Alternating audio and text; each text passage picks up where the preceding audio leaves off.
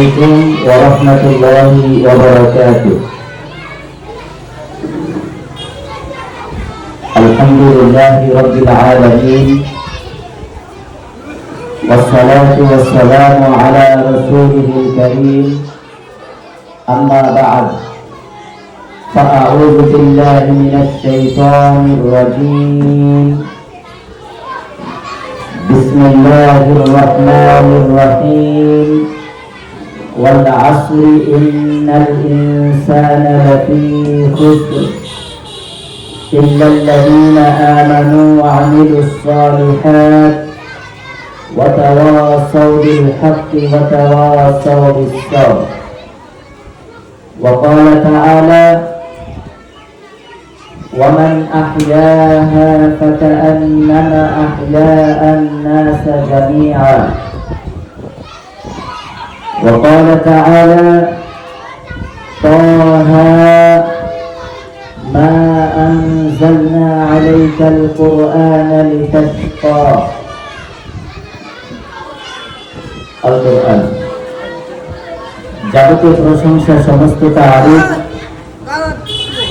মহান সত্তা আল্লাহ সুবহানাহু ওয়া তাআলার জন্য, যিনি তার অশেষ কৃপায়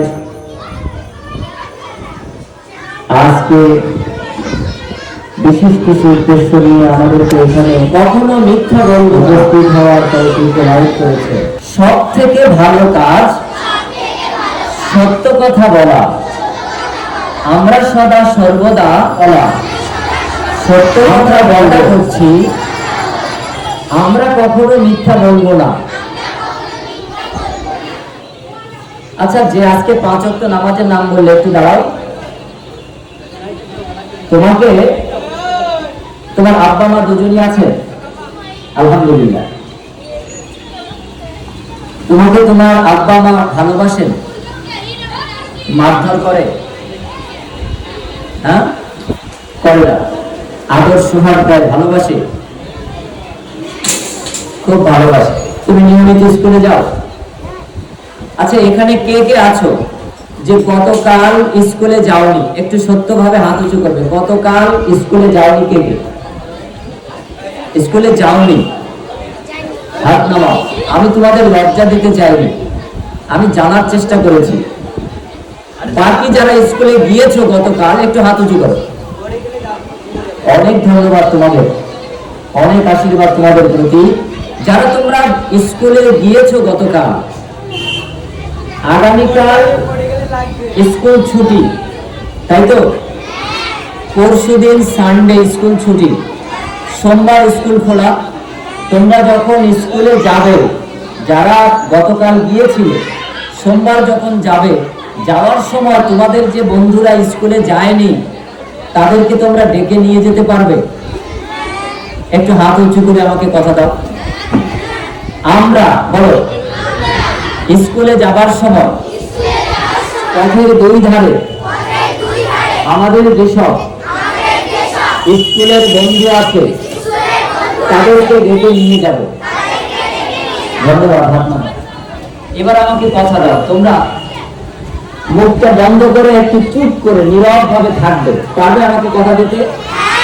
আমি এমন একজন স্যার, আমার ক্লাসে 400 থেকে 500 স্টুডেন্ট হয়। আমি এই শুক্রবার সপ্তাহে একদিন একটা ক্লাস নেই। 400 থেকে 500 স্টুডেন্ট একটা হল রুমে আসে।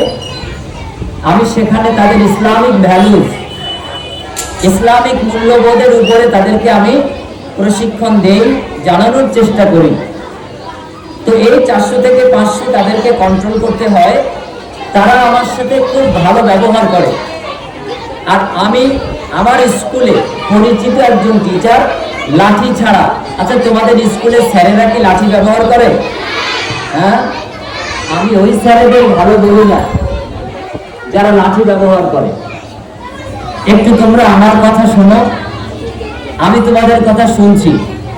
আমি আধা ঘন্টার মতন বক্তব্য রাখবো, কিছু কথা বলবো তোমার মায়েদের উদ্দেশ্যে, তোমার বাবাদের উদ্দেশ্যে, তোমার আব্বু এবং আম্মুর উদ্দেশ্যে, তোমাদের ভালোর জন্য, যাতে তোমাদের ভালো খাবার দেয়, যাতে তোমাদেরকে মারধর না করে, যাতে তোমাদেরকে প্রোটিনযুক্ত খাদ্যের ব্যবস্থা করে, তোমাদের যখন যেটা খেতে মন চায় তার ব্যবস্থা করে, যখন যেটা করতে মন চায় তার আয়োজন করে দেয়, যখন যেটা তোমাদের শখ জাগে তার প্রয়োজন পূরণ করে। এই কথাগুলি তোমার আব্বুকে আমি বলতে চাই, তোমরা খুশি হবে না? আমি তোমার ওই স্যারদেরকে বলতে চাই আজকে যে আপনারা লাঠিটা ভেঙে স্কুল থেকে ফেলে দিন। আমি তোমার ওই শিক্ষক শিক্ষিকাকে বলতে চাই আপনি আপনার সোনামণি, আপনার ছেলে এবং মেয়ে, আপনার কোলে পিঠে মানুষ হওয়া সন্তানটিকে যেভাবে লাঠি পেটা করতে চান না, আপনার স্কুলে আসা ওই ছেলেটা মেয়েটা আপনার সন্তানের মতোই ভালোবাসার দাবিদার। অতএব তাকে ভালোবাসা দিয়ে তাকে উচ্চ শিক্ষায় শিক্ষিত করে গড়ে তুলুন, লাঠি দিয়ে নয়, স্নেহ পরায়ণতা দিয়ে সমাজ গড়ুন। তোমরা কি আমাকে আধা ঘন্টা কথা দিতে পারবে? নীরব থাকবে, কথা বলবে না। কে কে চুপ থাকবে? হাত উঁচু করো, হাত উঁচু করো। মাশাআল্লাহ, হাত নামাও, একদম নীরব। এখন থেকে তোমার মা বাবার জন্য আমি কিছু কথা বলবো, তোমরা নীরব থাকবে। পরিশেষে তোমার সাথে আমি আবার কিছু প্রশ্ন রাখবো, তোমার জন্য কিছু উপহারও দেবো ইনশাআল্লাহ। অন্য কিছু পারি আর না পারি, অন্তত পক্ষে একটা করে লজেন্স বা একটা করে কলম দিতে পারবো। আমি কর্তৃপক্ষকে বলবো যে আমি ইনশাআল্লাহ পয়সা দেবো। এখানে যতজন বাচ্চা চেয়ারে বসে আছে, যতজন আছে গুণে আপনারা ততটা পেন আমাকে একটু এনে ব্যবস্থা করে দিন, আমি টাকা পরিশোধ করছি ইনশাআল্লাহ। এবং ততটা লজেন্স আপনারা আনুন। আমি বাচ্চাদের আমার বক্তব্য শেষে তাদের সাথে কিছু প্রশ্ন করব, তারা উত্তর দেবে কুইজের মতন, একদম সহজ। এবং তাদেরকে আমি কিছু পুরস্কৃত করব এবং তারা এই আধা ঘন্টা এখানে নীরবভাবে আমাকে যা কথা দিয়েছেন তারা ইনশাআল্লাহ এখানে নীরবভাবে থাকবেন। আমি দু পাঁচজন ভলান্টিয়ার ভাইদের বলছি একটু মাঝখানে চেয়ার নিয়ে বসে যেতে, যাতে করে তারা কথা বললে একটু নীরবতা পালন করা। আপনারা আওয়াজ করবেন না, মাইক নয়, ওখানে যে কাজ করতে হবে। আসো, আমি ওই সোনামণিদের আবার ডাকছি, তোমরা আমাকে কি কথা দিয়েছো? একটু নীরব থাকবে, তাই তো? একটু নীরব থাকবে। আজকে 15ই আগস্ট, আজকে ইংরেজি কত তারিখ? 15ই আগস্ট। কততম স্বাধীনতা দিবস? কততম? 76।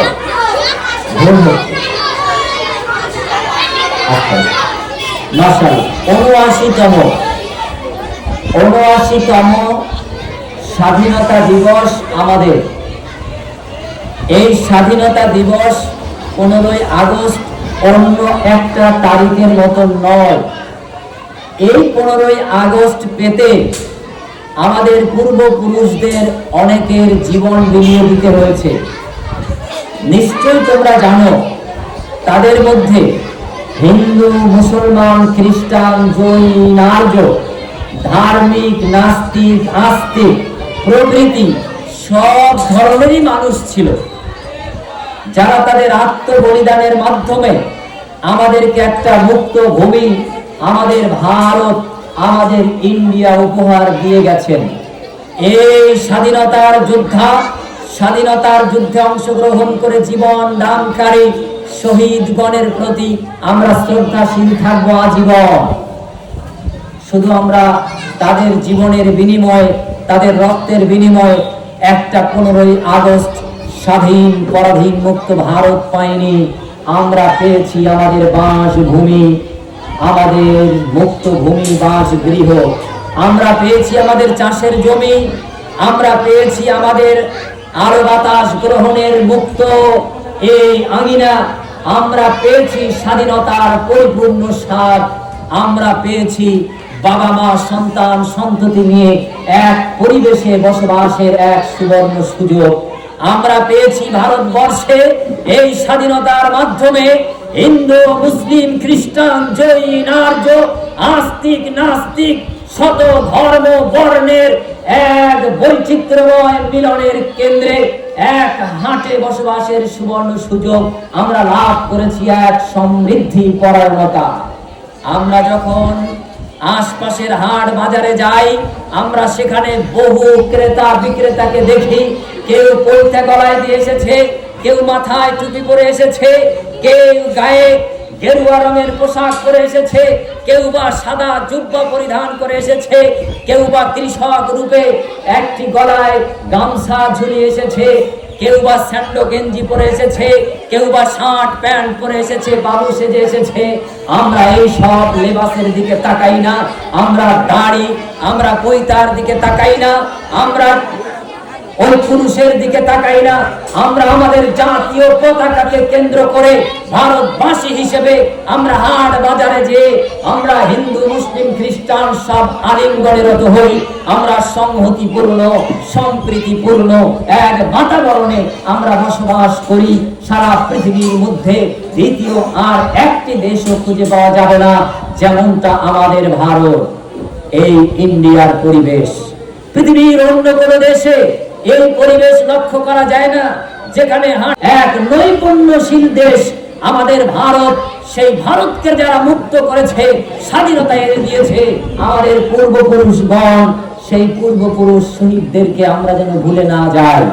আমাদের সিলেবাসে, আমাদের পঠন পাঠনে, আমাদের নিম্ন ক্লাসগুলি, আমাদের মাধ্যমিক ক্লাসগুলি, উচ্চতর বিদ্যালয়ের সিলেবাসগুলি সর্ব জায়গায় যেন আমাদের সেই আত্মবলিদানকৃত হিন্দু মুসলিম খ্রিস্টান জৈন আর্য প্রভৃতি শহীদদের সঠিক ইতিহাস যেন লিপিবদ্ধ থাকে, সিলেবাস যুক্ত থাকে। জোর দাবি আমরা রাজ্য এবং কেন্দ্র সরকারের কাছে, শিক্ষা পর্ষদ সমূহের কাছে আমরা রাখি আজকের এই স্বাধীনতা দিবস 15 আগস্টকে লক্ষ্য করে। সম্মানিত এলাকাবাসী শ্রোতাবৃন্দ, আমরা টুপি দাড়ি পাঞ্জাবি পরে মঞ্চে বসলেই মনে হয় যে আমরা ধর্ম নিয়ে আলোচনা করতে এসেছি। ধর্ম নিয়ে আমরা আলোচনা করি বটে, তবে ধর্ম হচ্ছে এক মানবিক দিক। আজকে ধর্মীয় মূল্যবোধ না থাকার কারণে নৈতিকতার যে অবক্ষয় আমাদের মধ্যে ঘটেছে, সেই নৈতিকতার অবক্ষয় থেকে না একজন বাপ অভিভাবক হিসেবে মুক্ত থাকতে পেরেছে, না একজন অভিভাবিকা মা মুক্ত থাকতে পেরেছে। নৈতিকতার অবক্ষয় থেকে এই সমাজের একজন স্কুলের টিচার শিক্ষক শিক্ষিকা, অথবা মাদ্রাসার একজন হুজুর শিক্ষক শিক্ষিকা, অথবা আমাদের সমাজ ব্যবস্থায় নেতৃত্ব স্থানীয় যারা নেতৃস্থানীয়, তাদেরও নৈতিকতার অবক্ষয় থেকে তাদেরকে তারা মুক্ত রাখতে পারেনি। নৈতিকতার অবক্ষয়ের একেবারে শেষ প্রান্তে আমরা এসে দাঁড়িয়েছি। এই জন্য আজকে আমাদের সমাজ ব্যবস্থায় চুরি ডাকাতি ছিনতাই রাহাজানি হত্যা খুন লুটতরাজ এগুলি পদে পদে বৃদ্ধি ঘটছে। এগুলির যদি নির্মূল চাই, এখান থেকে যদি আমরা বেঁচে থাকতে চাই, তাহলে আমাদের নৈতিকতায় ফিরে আসতে হবে।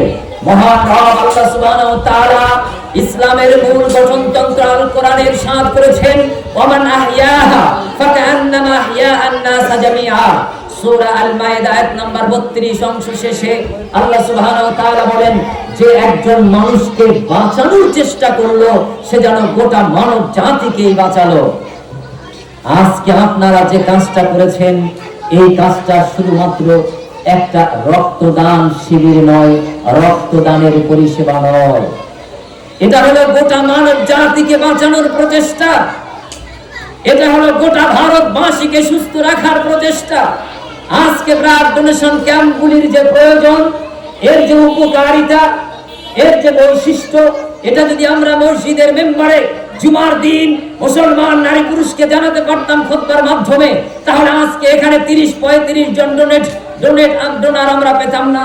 আমরা এখানে অন্তত পক্ষে কালীনগর এরিয়ার প্রত্যেকটা বাড়ির থেকে কমপক্ষে 1-2 করে আমরা ব্লাড ডোনার পেতাম। কেন আমরা পাইনি? মুসলিম সমাজ মসজিদের মেম্বারে আজকে ব্লাড ডোনেট করার যে গুরুত্ব, এ সম্পর্কে কোরআন থেকে হাদিস থেকে কোনো প্রয়োজনীয়তা উপলব্ধি করার কোনো আমরা আওয়াজ পাই না। আমরা বিগত দিন আমাদের সমাজ ব্যবস্থাতেও দেখতে পাইনি। আমরা যদি গীতা খুলে, মহাভারত খুলে, আমরা যদি ত্রিপিটক খুলে, বাইবেল খুলে, ওল্ড টেস্টামেন্ট নিউ টেস্টামেন্ট খুলে, অপরদিকে ইসলামের মূল গঠনতন্ত্র মূল কিতাব কোরআন এবং হাদিস সমূহ খুলে মানুষকে উপস্থাপন করতাম, বোঝাতাম, তাহলে প্রত্যেকটি মানুষ আজকে ব্লাড ডোনেট করার জন্য লাইনে দাঁড়াতো। ব্লাড দেওয়ার মধ্যে, রক্ত প্রদান করার মধ্যে শুধুমাত্র একজন মুমূর্ষ রোগী রক্ত পেয়ে উপকৃত হয়, এটা তো অনেক পরের ব্যাপার। তার আগে যিনি রক্ত প্রদান করেন, তার কমপক্ষে 21টি উপকার রয়েছে। আমার ছোট্ট সোনামণি আমার ছাত্র ছাত্রী তুল্য আমি তোমাদেরকেও বোঝাতে চাই, আমার বয়সে তোমার মা, আমার বয়সে বড় তোমার আব্বা যান, হয়তো তাকে আমি আদেশ দিতে পারি না, কিন্তু তোমাদেরকে আমি আদেশ নির্দেশ দিতে সক্ষম। আমি তোমাদের ছলে তোমার অভিভাবক অভিভাবকদেরকে বোঝাতে চাই, শেয়ার করতে চাই।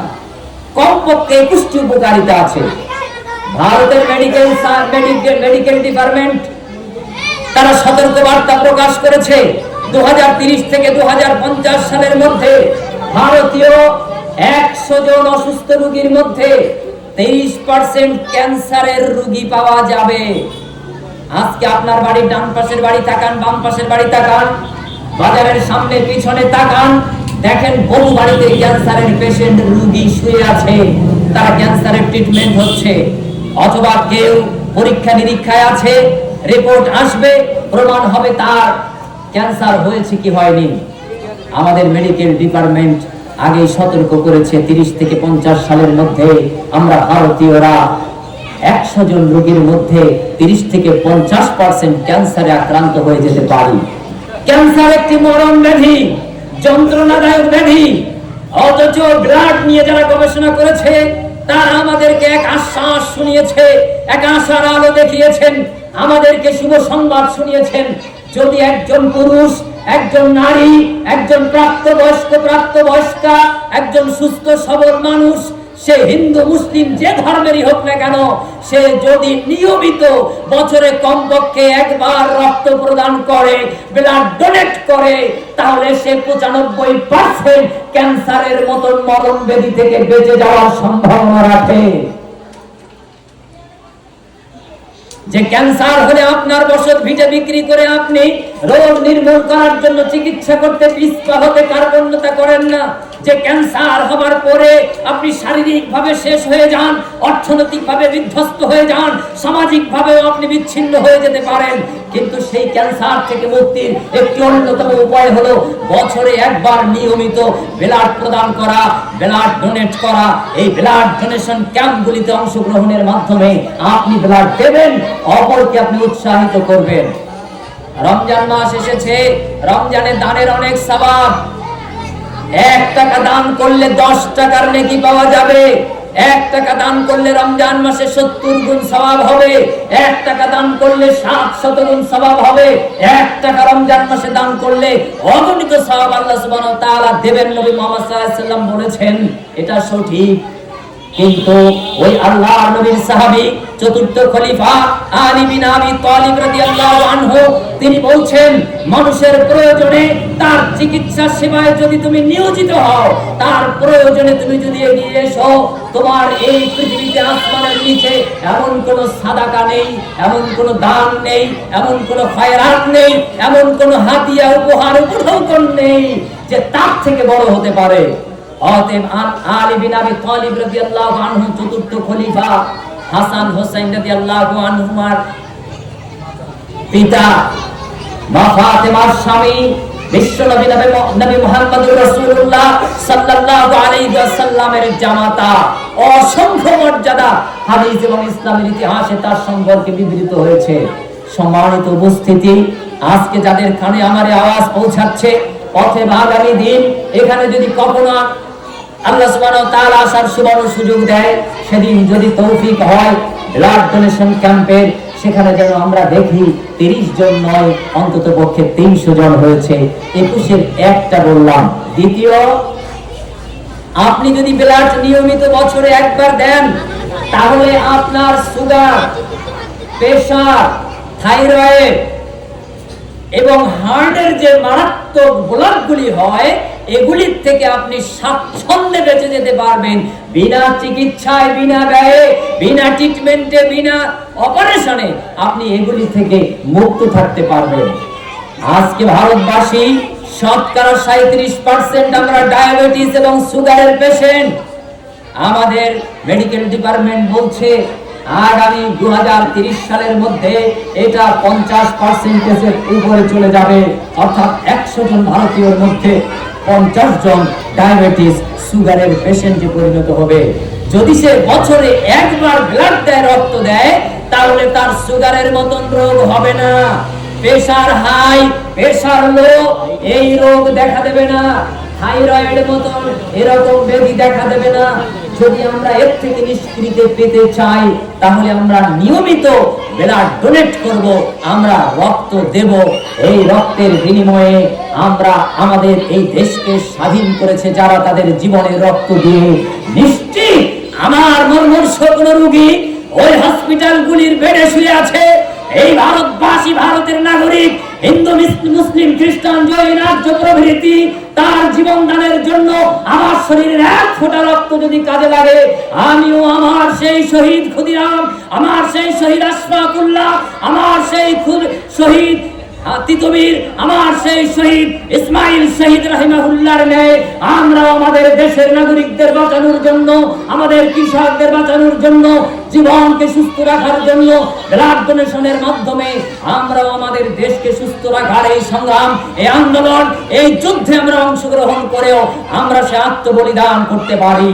তারা তরবারির আঘাতে, তারা বুলেটের আঘাতে রক্ত ঢেলে দিয়ে জীবন শেষ করেছে, আর আমরা ব্লাড ডোনেশন করার মাধ্যমে, ব্লাড প্রদান করার মাধ্যমে আমরা আমাদের জীবনে, আমরা আমাদের দেশের এই সমাজের মানুষগুলিকে আমরা সমৃদ্ধিপূর্ণ করে সুস্থ সবল একটা জীবন দিতে পারি, জীবন উপহার দিতে পারি। সম্মানিত সমাজবাসী, এলাকাবাসী, অতএব যত দান আছে তার মধ্যে শ্রেষ্ঠতম মহান দানের মধ্যে অন্যতম দান, সেটি হলো ব্লাড দান, রক্ত প্রদান করা। এটা আমরা প্রত্যেকেই প্রদান করব, অভ্যস্ত হব, অপরদিকে আমরা অপরকে উৎসাহিত করব। ছোট্ট সোনামণি, তোমরা আমাকে কথা দিয়েছিলে, তোমরা কথা বলবে না। আচ্ছা, তোমাদেরকে একটা প্রশ্ন করি, এখানে যদি পুকুরে একটা প্রাণী পড়ে যায়, মনে করো একটা পোষ্য কুকুর, এই কুকুরটা সাঁতার জানে না, একটা পুকুরে পানির মধ্যে পড়ে গেছে, তখন আমাদের কাজ, আমাদের করণীয় কি হবে? কুকুরটাকে পানির থেকে তুলে এনে বাঁচানোর চেষ্টা করা। আচ্ছা, যদি তোমার আশপাশে কোনো মানুষ অসুস্থ হয়, তাহলে আমাদের করণীয় কি? যদি কেউ অসুস্থ হয়, তাহলে আমাদের করণীয় কি? তাহলে তাকে সুস্থ করার চেষ্টা করা। চিন্তা করো, একটা প্রাণী, পোষ্য কুকুর, তোমার পোষ্য নয়, অন্যের, অথবা ওই পথ কুকুর, এটা পানিতে পড়ে গেছে, তার জীবন বাঁচানোর জন্য ঝাঁপিয়ে পড়ে তাকে রক্ষা করতে হবে। তার মানে এই নয় যে তুমি বাচ্চা মানুষ ঝাঁপ দেবে, ধরে বাঁচাতে চাইবে, তুমি কামড় খাবে। আমি এই উপদেশ তোমাদেরকে দিচ্ছি না। যারা সক্ষম, বুদ্ধি আছে, ব্যবস্থা আছে, তারাই বাঁচানোর চেষ্টা করবে। যে সাঁতার জানে, যে কৌশল জানে, বসে।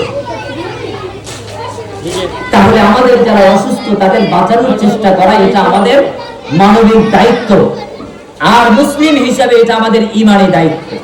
15ই আগস্ট স্বাধীনতা দিবস, 140 কোটির দেশ আমাদের ভারত, পৃথিবীর মহান দেশ আমাদের মহান ভারত। এটা তোমরা সবাই বিশ্বাস করো? বলো তো একসাথে, মহান ভারত,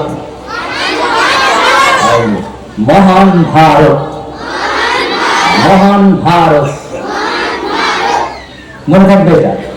শুধু 15ই আগস্টে 364 দিনে আমাদের প্রাণে এটা গাথা আছে। এটা আমাদের পিতার রক্তের বিনিময়, এটা আমাদের দাদুর রক্তের বিনিময়, এটা আমাদের ঠাকুরদার রক্তের বিনিময়ে পাওয়া মহান ভারত। বাস্তব। এই 15ই আগস্টে আমরা কি শিক্ষা পাই? আমরা শিক্ষা পাই সম্প্রীতি। আমরা কিসের শিক্ষা পাই? সম্প্রীতি। সম্প্রীতি বলতে হিন্দু, মুসলিম, খ্রিস্টান, জৈন, আর্য সব ধর্মের মানুষ এক সমাজে, এক পরিবেশে, এক ভালোবাসার মধ্যে বসবাস করা, এটা হলো সম্প্রীতির বন্ধন। হিন্দু মুসলিমের মধ্যে বিভেদ হবে না।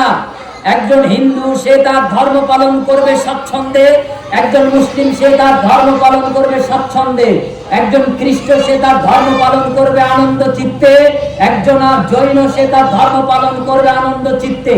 কেউ কোন ধর্মের উপরে হস্তক্ষেপ করতে পারবে না, ধর্ম পালনে কেউ বাধা দিতে পারবে না। বরং এক ধর্মের কোন অনুষ্ঠান উদযাপনে অন্য ধর্মের মানুষ প্রয়োজনে সহযোগিতা করতে পারে, বাধা দিতে পারে না, এর নাম সম্প্রীতি। অন্য কোন ধর্মের মানুষ যদি অসুস্থ হয়, তাকেও আমি আমার ব্লাড দিয়ে, রক্ত দিয়ে সহযোগিতা করলে সওয়াব পাবো। আবার স্বধর্মের মানুষও যদি ব্লাডের প্রয়োজন হয়, তাকেও রক্ত দিয়ে আমরাও সওয়াবের অধিকারী হব। এটা ইসলাম আমাদেরকে শিখিয়েছে। জনাবে রাসূলুল্লাহ সাল্লাল্লাহু আলাইহি ওয়াসাল্লাম একদা কোন এক সংগ্রামে তার অনুসারীগণকে বলা হতো সাহাবী। আমার ছোট্ট সোনামণি, তোমরা একটু আমার দিকে তাকাও। তোমাদের জন্য একটা উপমা গল্প আকারে পেশ করছি। নবী মুহাম্মদুর রাসূলুল্লাহ সাল্লাল্লাহু আলাইহি ওয়াসাল্লাম, বলো তো আমার সাথে, মুহাম্মদুর রাসূলুল্লাহ সাল্লাল্লাহু আলাইহি ওয়াসাল্লাম। সব বাচ্চারা বলনি, একটু মিষ্টি সুরে বলো, মুহাম্মদ সাল্লাল্লাহু আলাইহি ওয়াসাল্লাম। ইনি হলেন সর্বশেষ এবং সর্বশ্রেষ্ঠ চূড়ান্ত নবী ও রাসূল। তার অনুসারীগণকে, সবাই মিষ্টি সুরে বলো, তার অনুসারীগণকে সাহাবী বলে। এবার শোনো, একদিন মুহাম্মদ সাল্লাল্লাহু আলাইহি সাল্লাম তিনি দেখলেন যে এক জায়গায় অন্যায় হচ্ছে, সেই অন্যায় বন্ধ করার জন্য কিছু লোককে পাঠাতে হবে। তিনি কিছু লোক একত্রিত করলেন, তার সৈনিকদেরকে, দেশের সেনাবাহিনীকে। এরপর আল্লাহর নবী সেখানে পাঠালেন। যারা জুলুম করছে, অত্যাচার করছে, মিথ্যা সয়লাভ করে দিচ্ছে এবং মানুষের আহার কেড়ে নিচ্ছে, বস্ত্র কেড়ে নিচ্ছে, অধিকার কেড়ে নিচ্ছে, তাদেরকে প্রেরণ করা হলো, তোমরা তাদের অধিকার ফিরিয়ে দাও, জুলুম থেকে মানুষকে নিষ্ক্রিয় দাও। আমি তোমাদের জন্য গল্পটা পেশ করছি, একটু খেয়াল করো আমাদেরকে। কে পাঠালেন? মুহাম্মদ সাল্লাল্লাহু আলাইহি ওয়াসাল্লাম। একটু পরে তোমাদেরকে প্রশ্ন করব, উত্তর দেবে, পুরস্কার পাবে পেন ইনশাআল্লাহ। একটু তাকাও, পাঠালেন কে? মুহাম্মদুর রাসূলুল্লাহ সাল্লাল্লাহু আলাইহি ওয়াসাল্লাম। মুহাম্মদ সাল্লাল্লাহু আলাইহি ওয়াসাল্লামের অনুসারীগণকে কি বলা হয়? সাহাবী। সাহাবী কারা? যারা নবীর বেঁচে থাকা অবস্থায় তাকে পেয়েছিলেন এবং ঈমান এনেছিলেন। সাহাবীরা চলে গেলেন। যারা অন্যায়কারী এবং দস্যু ছিল, তাদের হাতে অস্ত্র ছিল। সাহাবীরা যে অস্ত্রের সম্মুখীন হলেন, তখন সাহাবীগণ অস্ত্র ধরতে বাধ্য হলেন। এমন সময় প্রচন্ড যুদ্ধ শুরু হলো, রক্তপাত হতে থাকলো। এক সময় ওই দস্যুদের আঘাতে কিছু সাহাবী অসুস্থ হয়ে মাটিতে লুটিয়ে পড়লেন, আহত হয়ে লুটিয়ে পড়লেন রক্তাক্ত অবস্থা। তাদের কিছু খাদেম ছিল, খাদেমা ছিল, যারা পানি বয়ে নিত, মেডিসিন ঔষধ বয়ে দিত। তারা দেখতে পেলেন পড়ে আছে, তাদের কাছে পানির পটগুলিকে মস্ক বলা হতো, এগুলি নিয়ে দিলেন। নিয়ে দেওয়ার পর বললেন, পানি পান করুন। যিনি একেবারে মরণ প্রায়, রক্তাক্ত, এক্ষুনি মারা যাবে, শহীদ হয়ে যাবে, এমত অবস্থায় তার ঠোঁটে পানির পেয়ালা লাগানো। পাশ থেকে কে যেন আওয়াজ দিল, পানি পানি পানি।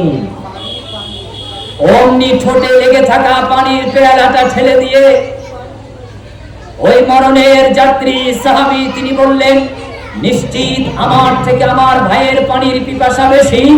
ও খাদেম, খাদেমা, পানি প্রদানকারী, আমাকে পানি না দিয়ে তোমরা বরং আমার ওই ভাইকে পানি পান করাও। ওই ব্যক্তি পানির মস্ক পেয়ালাটা নিয়ে তার কাছে চলে গেলেন, তিনিও ঠোঁটে লাগিয়ে নিলেন। অপর দিক থেকে কে যেন আওয়াজ দিলেন, পানি পানি পানি। ঠোঁট থেকে পানির পথ ঠেলে দিলেন, বললেন, খাদেম, খাদেমা, আমার পানির পিপাসার থেকে আমার অপর ভাইয়ের পানির পিপাসা বেশি, অতএব তোমরা আমাকে পানি পান না করিয়ে তাকে পানি পান করাও। তার কাছে পানি নিয়ে চলে গেলেন। তার কাছে যখন গেলেন, তিনি মৃত্যুবরণ করে শহীদ হয়ে গেলেন, পানি পান করতে পারলেন না।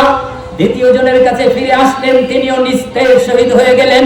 প্রথম জনের কাছে পানির পট পেয়ালা নিয়ে ছুটে গেলেন, তিনিও নিস্তেজ শরীরে পড়ে আছেন, শহীদ হয়ে গেলেন। পানি পান করার সক্ষমতা নেই, যিনি জীবন দিয়ে অপর মানুষের জীবন বাঁচানোর চেষ্টা করেছিলেন, তিনি হলেন মুহাম্মাদের অনুসারী, যার নাম সাহাবী, অপরদিকে যার নাম মুসলমান, যিনি উম্মতে মুহাম্মাদী। এই হলো সেই উম্মত যে হবে মুসলমান, মানুষের তার জীবন দিয়ে হলো অপর মানুষকে বাঁচাবে। এটাই হলো উম্মতে মুহাম্মাদীর আদর্শ, এটাই হলো মুসলমানের আদর্শ। মুসলমানের আদর্শ যদি হয় মানুষকে লাঠি পেটা করা, গালমন্দ করা, আঘাত করা, হত্যা করা, সেটা মুসলমান নয়, সেটা উম্মতে মুহাম্মাদী নয়, সেটা কোরআনের অনুসারী নয়, সে কখনো মুসলিম মুমিন হতে পারে না। আল্লাহ সুবহানাহু ওয়া তাআলা তাই জাতীয় ভাষায় বললেন, মান কাতালা নাফসাম বিগাইরি নাফসিন আও ফাসাদিন ফিল আরদ ফাকান্নামা কাতালান নাস জামিআ। যে অপর মানুষকে বিনা কারণে হত্যার মতন জঘন্য পাপ ছাড়া বিনা কারণে মানুষকে হত্যা করলো বা হত্যা করার চেষ্টা করলো, সে যেন গোটা মানব জাতিকে হত্যা করলো। ওয়া নাহইয়াহা, অপরদিকে যে মানুষ মানুষকে বাঁচানোর চেষ্টা করলো, ফাকান্নামা হিয়ান নাস জামিআ, সে যেন গোটা মানব জাতিকেই বাঁচালো বা বাঁচানোর চেষ্টা করলো। অপরদিকে মুহাম্মদ সাল্লাল্লাহু আলাইহি ওয়াসাল্লাম সম্পর্কে আমাদেরকে যে ধারণা দেওয়া হয়েছে, সেই ধারণা সমাজে প্রচলিত একরকম, আর কোরআনে এবং হাদিসে, ইসলামের ইতিহাসে, আমাদের লাইব্রেরিতে, আমাদের খাতা রেখে যে কিতাব সমূহগুলি আছে, তাতে মুহাম্মদ সাল্লাল্লাহু আলাইহি ওয়াসাল্লামের আদর্শ ভিন্ন।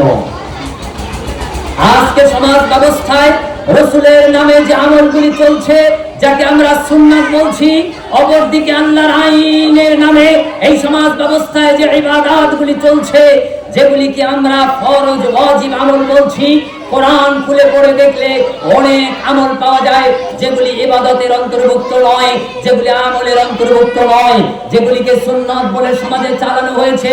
কোরআন হাদিস খুলে প্রমাণ পাওয়া যায় এগুলির অসংখ্য রীতিনীতি যা সুন্নাতের অন্তর্ভুক্ত নয়। এমন অনেক রীতিনীতি এই সমাজ ব্যবস্থায় চালু আছে। দু একটা আমি আপনাদের সামনে উপস্থাপন করছি বিতর্কের ঊর্ধ্বে উঠে। আমি এমন একজন আলোচক যেখানে বিভিন্ন ধর্মের মানুষের সামনে আলোচনা করতে অভ্যস্ত এবং স্বাচ্ছন্দ্যতা পায়। আমি এমন একজন আলোচক বিতর্কের ঊর্ধ্বে উঠে মানুষকে বোঝানোর চেষ্টা করে থাকি। 100 হোক, 1000 হোক, লাখ হোক, এটা কোনো ফ্যাক্টর নয়। কত ধর্ম এবং বর্ণের এবং মতের মানুষ আছে, এটা কোনো ব্যাপার নয়। আমাদের সেই অভিজ্ঞতা এবং উচ্চতর প্রশিক্ষণ আছে যা আপনাকে দলিল সহ যৌক্তিক বিষয়গুলি কিভাবে উপস্থাপন করে সঠিকটা বোঝানো যায়। বিতর্কের ঊর্ধ্বে উঠে আজকে আমি আপনাকে সচেতন করবার লক্ষ্যে কয়েকটি কথা বলবার চেষ্টা করছি। দেখুন, আমাদের সমাজ ব্যবস্থায় একটা সুন্নতি নিয়ম চালু আছে, যাকে আমরা সুন্নাত বলি। এর আরবি শব্দ হচ্ছে খাতনা, মুসলমানি। আমাদের সমাজ ব্যবস্থায় ছেলেকে মুসলমানি দিতে গেলে তার বিরাট অনুষ্ঠান করা হয়, প্যান্ডেলের আয়োজন করা হয়, খাবার দাবারের ব্যবস্থা করা হয়।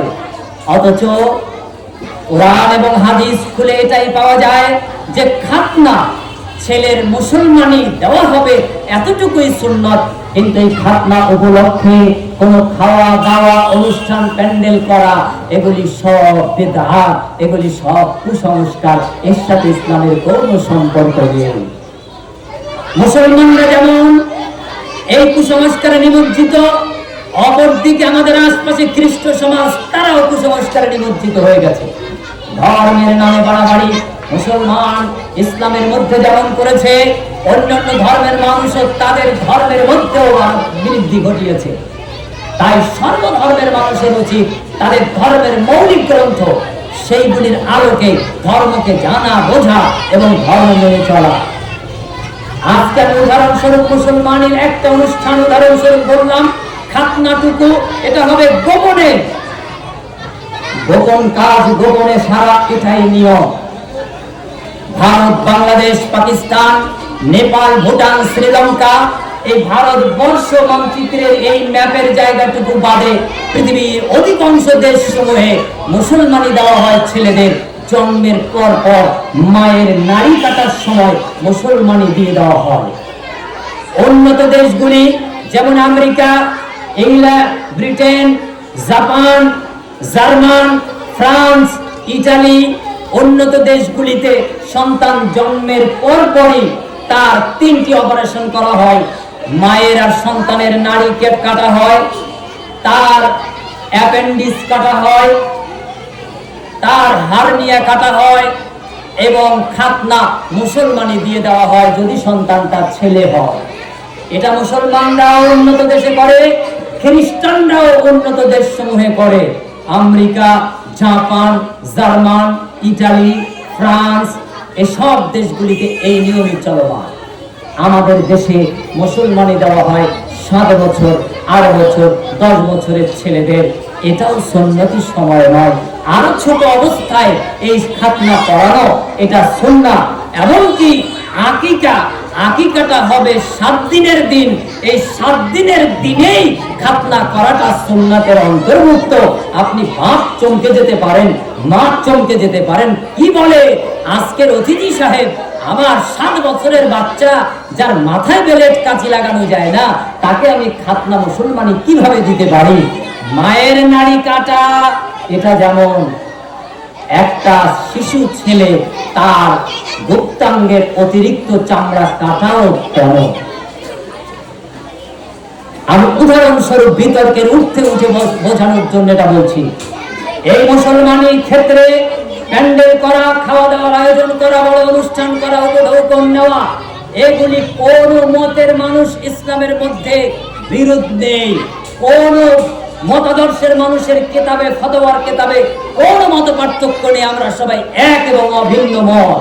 আমরা সব মতের মানুষ একমত যে খাতনার ক্ষেত্রে কোন অনুষ্ঠান, কোন প্যান্ডেল, কোনো কিছু করা এটা সুন্নতের অন্তর্ভুক্ত নয়। আরেকটি উদাহরণস্বরূপ আপনাদের সামনে আমি ব্যক্ত করি, যে সম্পর্কে কোরআন এবং হাদিস আমরা সব মতাদর্শের মানুষ, সব ভিন্ন মতের মানুষ আমরা সহমত, ঐক্যমত।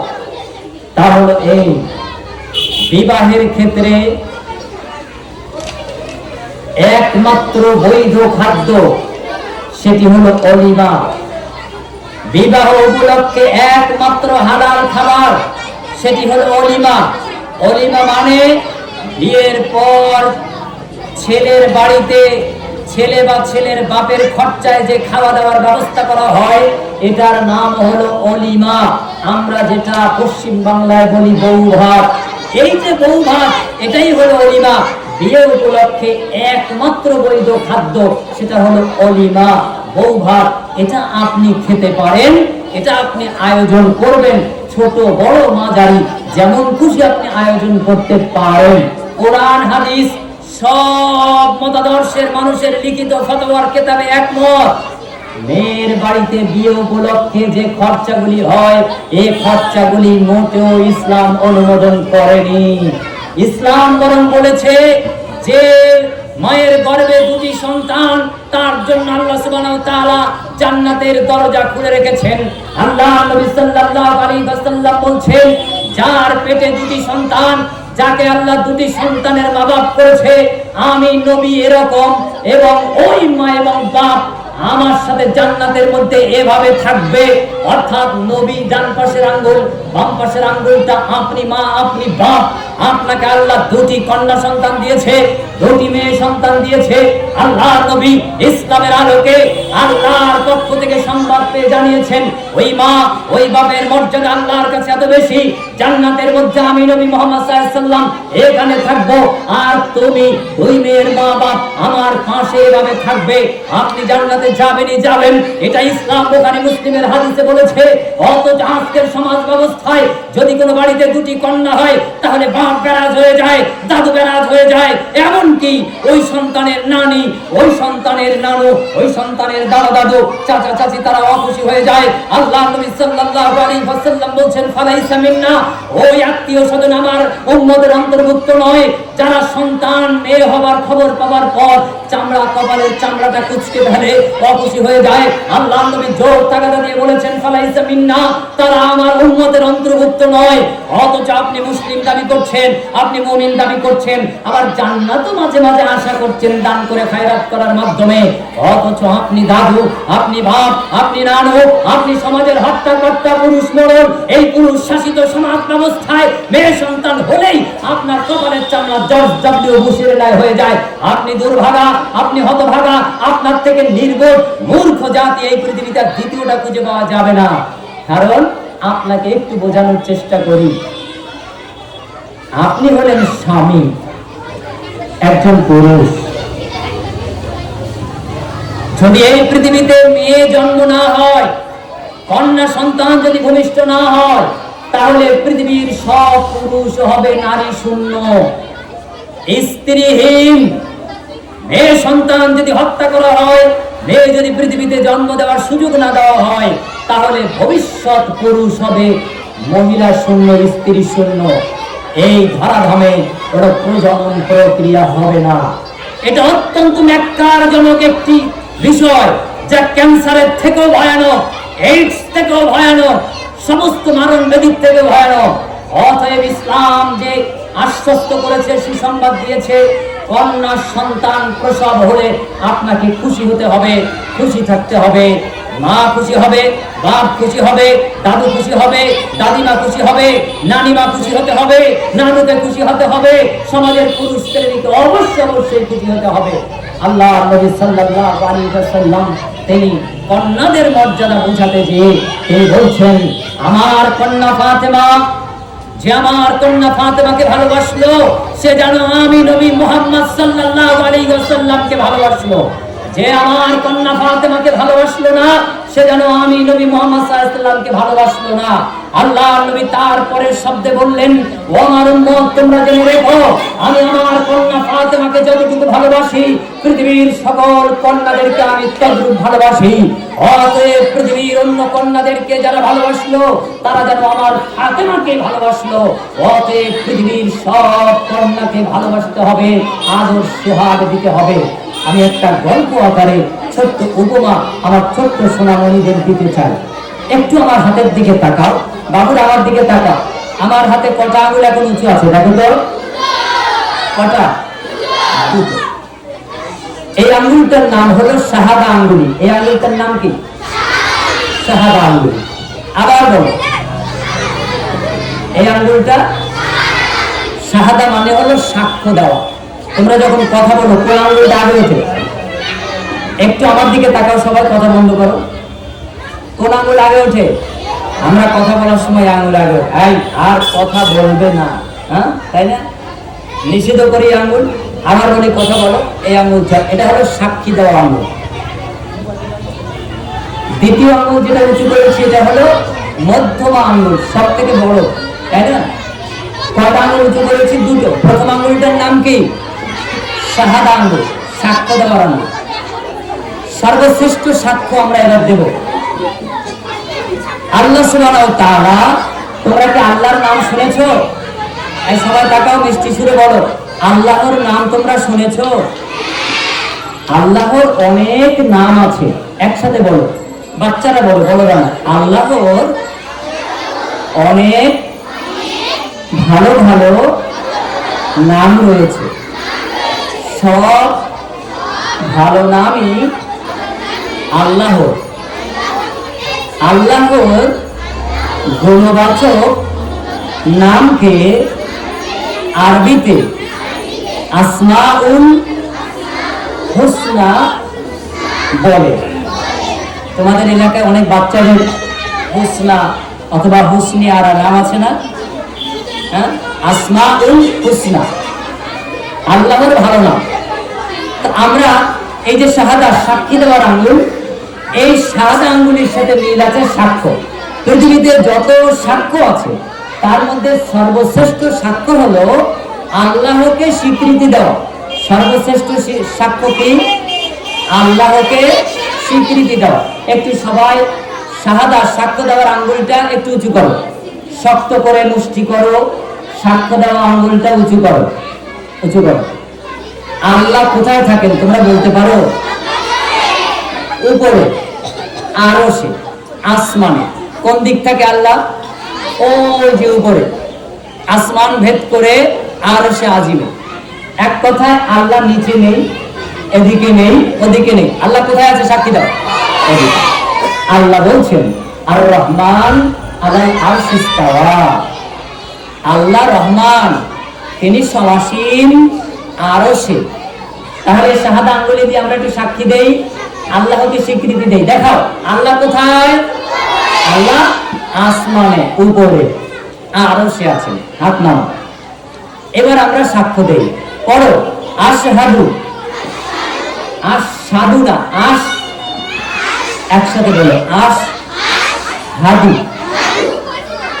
আল্লাহ ইলাহা ইল্লাল্লাহু ওয়া আশহাদু আন্না মুহাম্মাদান আবদুহু ওয়া রাসূলুহু।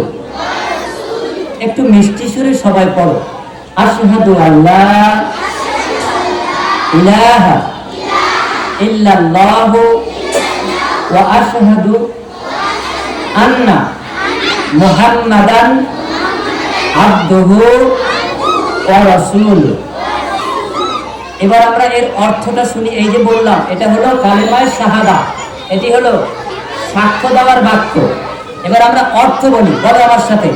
কালেমায়ে শাহাদাতের বাংলা অর্থ বলো। কালেমায়ে শাহাদার বাংলা অর্থ, আমি সাক্ষ্য দিচ্ছি এক সত্য আল্লাহ ছাড়া অন্য কোনো মাবুদ নেই, এবং আমি এও সাক্ষ্য দিচ্ছি যে মুহাম্মদ সাল্লাল্লাহু আলাইহি ওয়াসাল্লাম আল্লাহর রাসূল এবং তার প্রিয় বান্দা। এই আঙ্গুলটার নাম কি? সাক্ষ্য দেওয়ার আঙ্গুল। কটা আঙ্গুল এটা? একটা। এই পৃথিবীতে মানুষের সংখ্যা কত? একটা না অনেকটা? বহুজন। এই পৃথিবীতে গাছের সংখ্যা একটা না অনেক? এই পৃথিবীতে দোকানের সংখ্যা একটা না অনেক? এই পৃথিবীতে দেশের সংখ্যা একটা না অনেক? এই পৃথিবীতে অন্য সব কিছু একক না অনেক? একজন আছে, সেই একজনের নামটা কি তোমরা নিজেরা বলতে পারো? একটু বলো তো, কে একজন? একটু বলো। আল্লাহ। মন থেকে, মুখ ভরে, গাল ভরে বলো আল্লাহ। তিনি হলেন একক। আল্লাহ। তিনি হলেন লা শারিক। এবার আমরা একটা ছোট্ট সূরা পড়ব।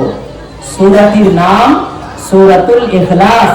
আমার সাথে ছোট্ট সোনামণিরা বলো, সূরার নাম সূরাতুল ইখলাস। এটি হলো আল্লাহর একক সত্তার পরিচায়ক। বলো বিসমিল্লাহির রহমানির রহিম। একটু সবাই বলো মিষ্টি সুরে। আমার সোনামণি ছোট্ট বাচ্চারা, এই ক্যাপালা আমার সাথে, আমার দিকে থাকো, বসো বসো, আর পাবে না, টাইম শেষ। মিষ্টি সুরে বলো বিসমিল্লাহির রহমানির রহিম। কুল হুয়াল্লাহু আহাদ আল্লাহুস সামাদ লাম ইয়ালিদ ওয়া লাম ইউলাদ ওয়া লাম ইয়াকুল লাহু কুফুয়ান আহাদ। যে সূরাটি আমরা পড়লাম, এই সূরার নাম সূরাতুল ইখলাস। আমার সাথে বলো সূরাটির নাম ইখলাস। সূরাতুল ইখলাস। একটু মিষ্টি সুরে বলো সূরাতুল ইখলাস। এবার আমরা মাতৃভাষায় সূরা ইখলাসের অর্থ জানবো। বলো সূরা ইখলাসের বাংলা অর্থ। একটু বাচ্চারা সবাই বলো, আমি খুশি হব। সূরা ইখলাসের বাংলা অর্থ।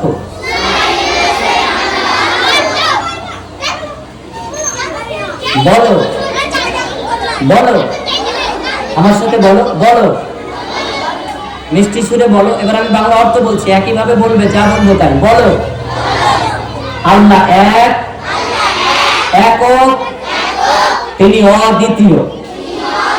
আবার বলো, সে একটা আঙুল উঁচু করবে। আল্লাহ এক, তিনি একক, তিনি অদ্বিতীয়।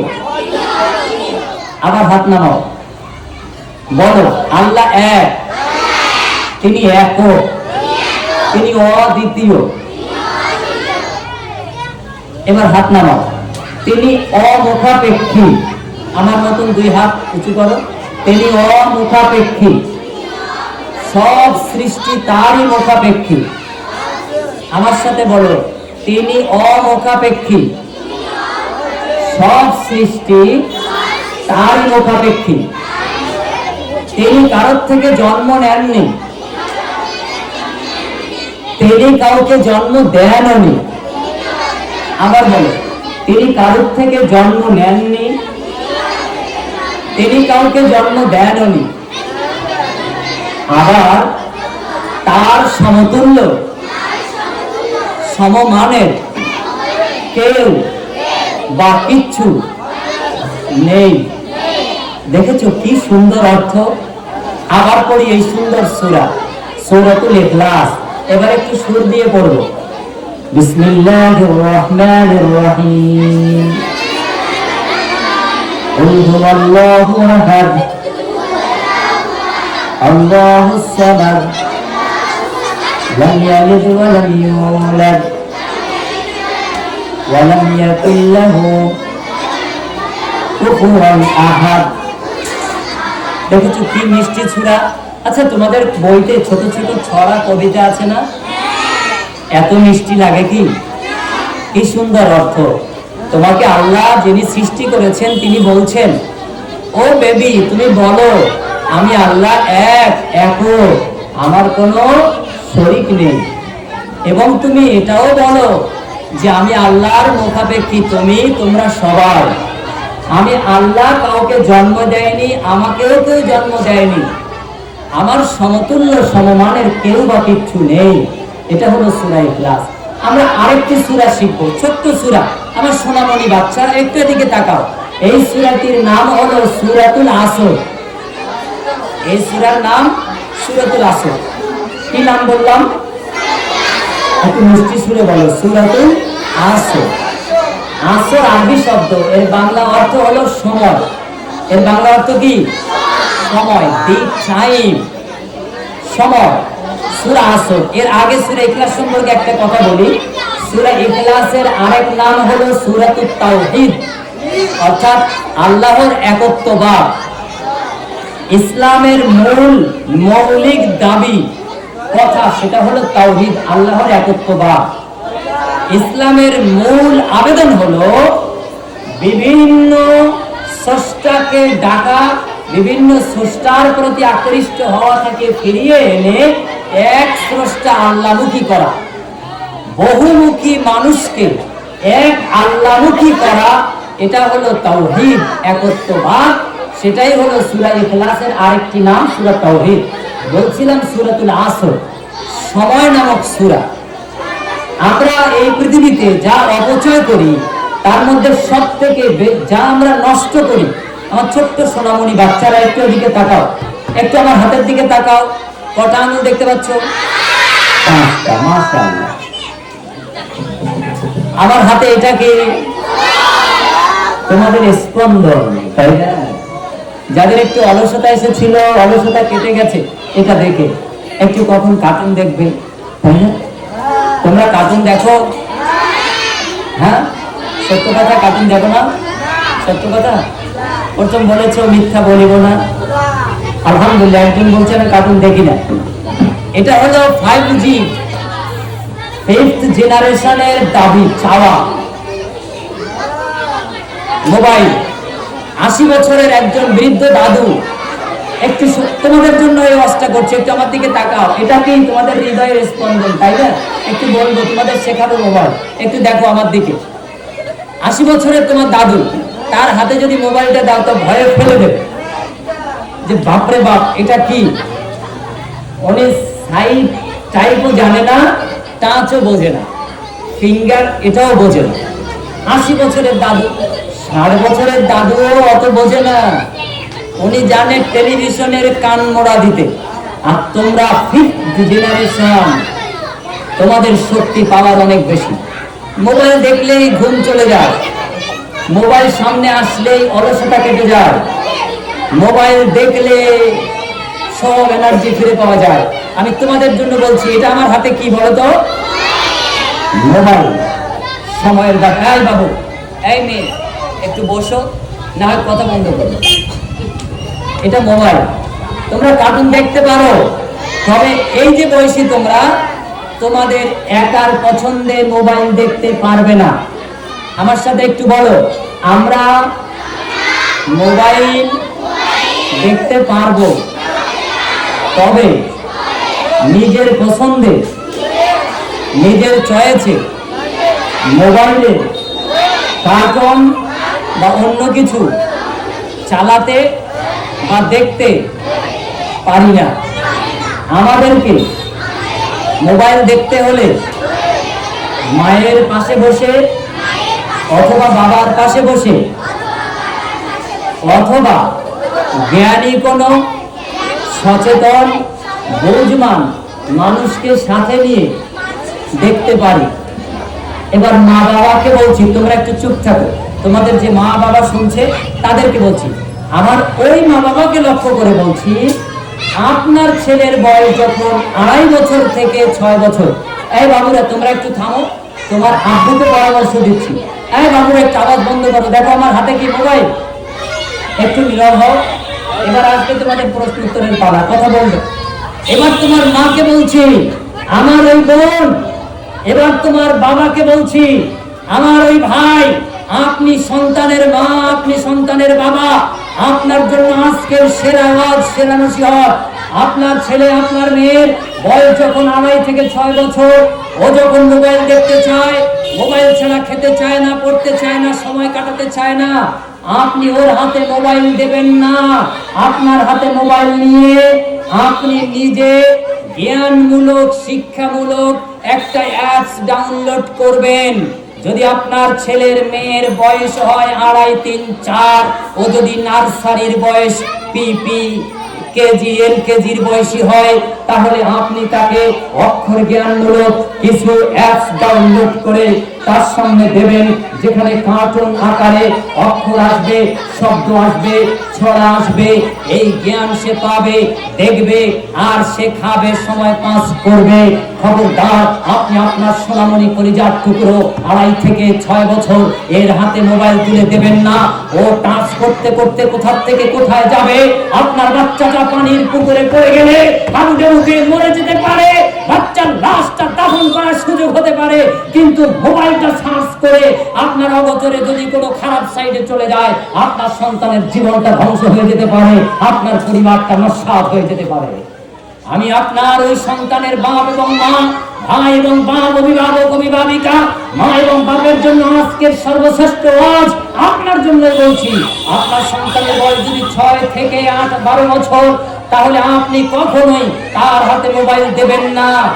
সে যদি কখনো স্কুলের হোমওয়ার্কের জন্য, স্কুলের কোনো কাজের জন্য মোবাইল প্রয়োজন হয়, আপনি পাশে থেকে মোবাইল চালিয়ে তার প্রয়োজন মেটাবেন। আপনাকে লক্ষ্য করে বলছি, আপনার ছেলের বয়স যদি 12 থেকে 18 বছর হয়, আপনি কখনো এই 6 বছরের মধ্যে, 12 থেকে 18 বছরের মধ্যে আপনার ছেলে কিংবা মেয়ে তাকে মোবাইলের মালিকানা করবেন না। 12 থেকে 18 বছর এটা ডেঞ্জারাস টাইম, বিপদ সীমা। এই সময়টা যদি আপনার ছেলে মেয়ে মোবাইলের মালিক হয়ে যায়, অ্যান্ড্রয়েড সেটের মালিক হয়ে যায়, শীতকালে লেপের তলায়, কম্বলের তলায় বসে রাত 1টা, 1:30 পর্যন্ত না ঘুমিয়ে মোবাইলে নির্জনে, নিস্তব্ধতায় সে তার জীবন চরিত্র নষ্ট করে এই সমাজকে ডাকাত, দস্যু এবং অবাঞ্ছিত মানুষ দিয়ে পরিপূর্ণ করে দেবে। মদ মাতালিতে ভরপুর করে দেবে, গাঁজা করে পরিণত হবে, বিড়ি সিগারেট পানে ভরে যাবে, গুটখাখোর হয়ে যাবে, মাকে চিনবে না, বাপকে চিনবে না, দাদুকে চিনবে না। এই পরিবেশ হবে। 12 বছর থেকে আপনার ছেলে মেয়ের 18 বছর পর্যন্ত মোবাইল কিনে দেবেন না। ওই ছেলে এবং মেয়েটাকে এই ডেঞ্জারের সময় যদি 18 বছর পার করে দিতে পারেন, ইনশাআল্লাহ আপনার ছেলে আপনার মেয়ে আপনাকে বৃদ্ধ বয়সে আপনাকে বৃদ্ধাশ্রমে পাঠাবে না। এবার বাবু তোমাদেরকে বলি, আমার ছোট্ট সোনামণি, তোমাদের আব্বু আম্মুদেরকে মোবাইল দেখাতে বলেছি না মোবাইল দেখাতে বারণ করেছি? বলো তো। দেখাতে বলেছি, কিন্তু তারা সাথে থেকে দেখাবে, তারা পছন্দ করে দেবে। মোবাইলে এমন অনেক ইসলামিক শিক্ষামূলক অ্যাপস আছে যেখানে তুমি অক্ষর জ্ঞান পেতে পারো। আমার সাথে বলো, হাতে আঙুল কটি? 5টি। ইসলামের খুঁটি কটি? দৈনিক 5 ওয়াক্ত নামাজ ফরজ, 5 ওয়াক্ত। নুরানি কায়দার প্রথম পৃষ্ঠায় আলিফ বা যে পৃষ্ঠায় আছে প্রথম লাইনে কটা অক্ষর আছে? আন্দাজে বলেছো, তাই না? মাশাআল্লাহ, এটা জেনারেল নলেজ। যেহেতু এখন সব 5-এর কথা চলছে, সবই হবে কি? 5। সবই হবে 5। নামাজ ক ওয়াক্ত? ইসলামের খুঁটি কটা? 5টা। নুরানি কায়দায় প্রথম পৃষ্ঠায় এক লাইনে কটা অক্ষর আছে? 5টা অক্ষর আছে। এবার পড়ি আমরা 5টা অক্ষর। আলিফ, সবাই বলো আলিফ। বা, তা, সা, জিম। আলিফ, আলিফে আল্লাহ, আল্লাহু আকবার। আলিফ ফর আল্লাহ, আল্লাহু আকবার। বা, বাতে বিসমিল্লাহ। সব ভালো কাজের শুরুতে বিসমিল্লাহ বলতে হয়। বিসমিল্লাহ না বললে কোনো কিছুতে বরকত হয় না। বিসমিল্লাহ বললে সব কিছুতে বরকতে ভরে যায়। বা, বাতে বাজুন।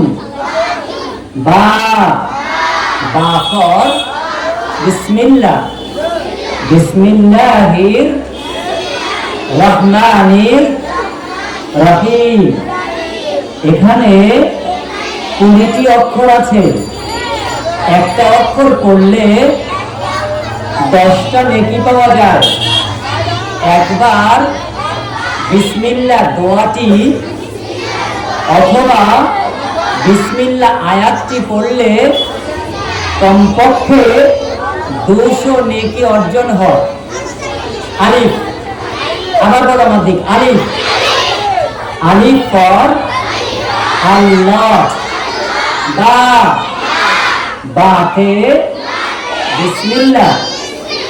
তা, তাতে তুফাহুন। সা, সাতে সাউবুন। জিম, জিমে জামালুন। জামালুন মানে উট। তোমরা উট চেনো? জিমে জামালুন, জামালুন মানে উট। উটকে বলা হয় মরুভূমির জাহাজ। এবার তোমরা একটু চুপ করো। আমি তোমাদের পিতামাতাকে বলছিলাম যে আপনারা ছেলে মেয়েদেরকে আপনাদের পছন্দের জ্ঞানমূলক ভালো কোনো কার্টুন দেখাবেন। যদি তাদের বয়স 2.5 থেকে 6 হয়, 6 থেকে 12 হয় ইত্যাদি, 12 থেকে 18 এই সময় মোবাইলের মালিক করবেন না। এবার আমি তোমাদের জন্য বলি, এই ছোট্ট সোনামণি একটু আমার দিকে তাকাও। আমি বলছিলাম না যে তোমাদের শিক্ষকদের বলবো, আমাদের যারা প্রিয় স্যার আছেন, স্যার বুঝো তোমরা? স্যার, তোমরা স্যারদের সাথে ভালো ব্যবহার করো না এইরকম তোমরা বকবক করো? আচ্ছা, বকবক করে কারা বলো তো? বকাটে না ভালোরা? তোমরা ভালো না খারাপ? তোমরা সবাই ভালো, অতীব ভালো, খুবই ভালো। এত লং টাইম তোমরা বসে আছো, আমি খুব আনন্দিত। বলছিলাম আমি লাঠি ছাড়া একজন স্যার, তোমরা আমার প্রিয় ছাত্র এবং ছাত্রী, তোমাদেরকে পেয়ে আমি খুব আনন্দিত। এবার আমি তোমাদেরকে তোমার মা বাপ সম্পর্কে, স্যার সম্পর্কে 2টি কথা বলবো। কটি কথা? দুটি কথা। এই একক আল্লাহ বলছেন ওয়াইদা কদা রব্বুকা, আল্লাহ সুবহানাহু ওয়া তাআলা সূরা ইসরা 23 এবং 24 নম্বর আয়াতে বলছেন যে আমি আল্লাহর ইবাদতের পর তোমরা তোমার পিতামাতা মা এবং বাবাকে সাহায্য করবে, ইহসান করবে। তোমরা তোমার পিতামাতা তাদেরকে তোমরা সাহায্য করবে, ইহসান করবে।